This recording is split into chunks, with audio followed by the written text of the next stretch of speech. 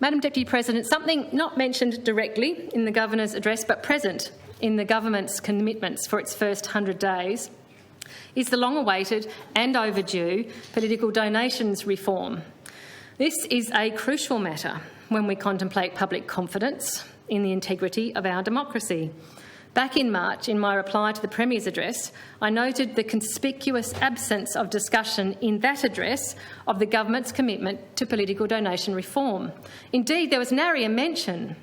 I said in that speech in March it would be a blatant, untenable and unforgivable breach of public trust should Tasmanians go to the polls again without knowing who has given money to whom. Lo and behold, Madam Deputy President, we soon came to see why the conspicuous silence was maintained. The government were indeed about to call a very early election that self-same week in advance of making any public progress on meaningful political donation reform. And now we find ourselves post-election with a promise that the reform we have been waiting for since it was first committed to in May 2018, that it will be brought to Parliament apparently in the second half of this year.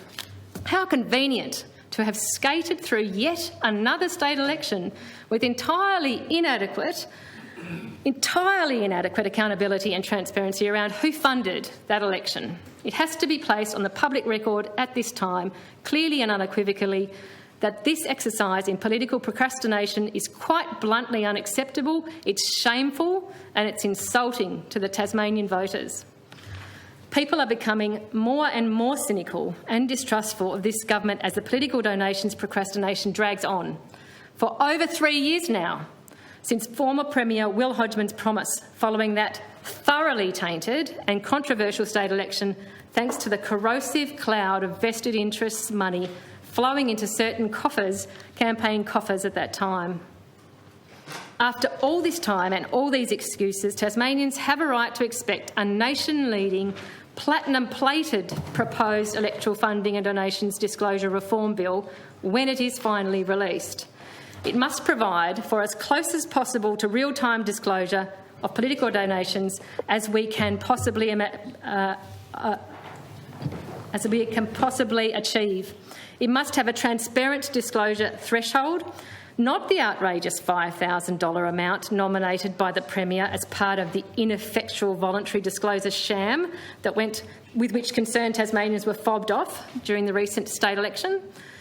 Other states employ a $1,000 disclosure threshold, and there would need to be a very good reason indeed presented for Tasmania to adopt any higher disclosure rate than that. Further, Madam Deputy President, if the new disclosure system requires implementation and maintenance funding and resourcing, then it must receive the full required funding and resourcing. This is not a cost, but an investment in restoring the perception of integrity to our system of governance. We know from other transparency mechanisms in this state, such as our RTI system, that no matter how robust on paper, if the necessary adequate funding is not provided to operate the system as designed, it's rendered farcical in its inability to deliver public confidence in transparent and accountable government. For 2 consecutive general elections now, this Liberal government has dragged down Tasmania's proud democracy into disrepute. Time after time, we hear of the lack of trust and respect the community holds for elected representatives of all stripes. Without swift and decisive, transparent action now on political donation reform, this loss of public trust and confidence risks calcifying into a crisis of governance in this state.